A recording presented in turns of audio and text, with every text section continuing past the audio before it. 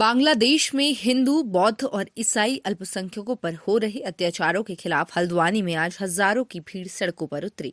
राष्ट्रीय मानवाधिकार संगठन के नेतृत्व में ये प्रदर्शन एमबी इंटर कॉलेज मैदान से शुरू होकर पंडित दीनदयाल चौक तिकोनिया चौराहे तक पहुंचा। प्रदर्शनकारियों ने राष्ट्रपति के नाम ज्ञापन कुमाऊं कमिश्नर दीपक रावत के माध्यम से सौंपा।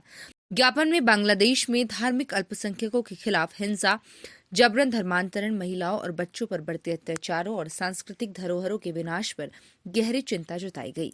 प्रदर्शनकारियों ने इसे न केवल बांग्लादेश के संवैधानिक अधिकारों बल्कि अंतर्राष्ट्रीय मानवाधिकार कानूनों का भी गंभीर उल्लंघन बताया। प्रदर्शनकारियों ने कहा कि हम बांग्लादेश में हो रहे इन अत्याचारों का पुरजोर विरोध करते हैं। हम भारत सरकार और अंतर्राष्ट्रीय समुदाय से कार्रवाई की मांग करते हैं। प्रदर्शन को हल्द्वानी के व्यापारिक, सामाजिक, राजनीतिक और धार्मिक संगठनों का भी पूरा समर्थन मिला। व्यापार मंडलों ने कारोबार बंद रखने का आह्वान किया, जिसे व्यापक समर्थन मिला। सिख समाज, वाल्मीकि समाज और अन्य संगठनों ने भी अपनी भागीदारी दर्ज कराई। ज्ञापन में भारत सरकार से बांग्लादेश सरकार पर दबाव बनाने, संयुक्त राष्ट्र से स्वतंत्र जांच आयोग गठित करने और हिंसा में शामिल अपराधियों को सजा दिलाने की मांग की गई। साथ ही प्रभावित समुदायों के पुनर्वास और महिलाओं और बच्चों के अधिकारों की रक्षा के लिए विशेष कदम उठाने की भी अपील की गई। हल्द्वानी का ये प्रदर्शन बांग्लादेश के अल्पसंख्यकों के लिए अंतर्राष्ट्रीय स्तर पर न्याय की मांग कर रहा है। क्या उनकी आवाजें सुनी जाएंगी? ऐसी ही हर बड़ी खबर के लिए जुड़े रहे हमारे साथ। बांग्लादेश में अल्पसंख्यकों पर अत्याचार हो रहा, यानी हिंदुओं पर अत्याचार हो रहा, मंदिर तोड़े जा रहे, महिलाओं के साथ दुर्व्यवहार हो रहा, सर्विस क्लास लोगों के साथ जबरन इस्तीफे लिखाए जा रहे, उसके खिलाफ पूरा हिंदुस्तान जागृत हुआ है। पूरा हिंदुस्तान बांग्लादेश के हिंदुओं के साथ खड़ा है। भारत जो हिंदुओं के लिए है और हिंदुओं के लिए कोई दूसरा स्थान है नहीं। हम बटे थे तो पाकिस्तान बना, हम बटे थे तो बांग्लादेश बना, और हम बटेंगे तो भारत में भी कितने सारे पाकिस्तान, बांग्लादेश बनने को तैयार हैं। हम आज नहीं जागे तो हमारा अस्तित्व संकट में है। देखिए, पूरे भारत में कोई नया बांग्लादेश न बने, भारत में अब कोई नया पाकिस्तान न बने, इतने के लिए ये जागृति, ये जागरण है। अब भी नहीं जागे तो मिट जाएंगे। तहत जिनको नागरिकता देने की बात करिए वो हमारे हिंदू सहोदर हैं। हिंदू सहोदर कहाँ जाएंगे? पूरे विश्व में भारत एकमात्र देश है हिंदुओं का, इसके अलावा कोई दूसरा देश तो है नहीं, तो आएंगे तो भारत में ही।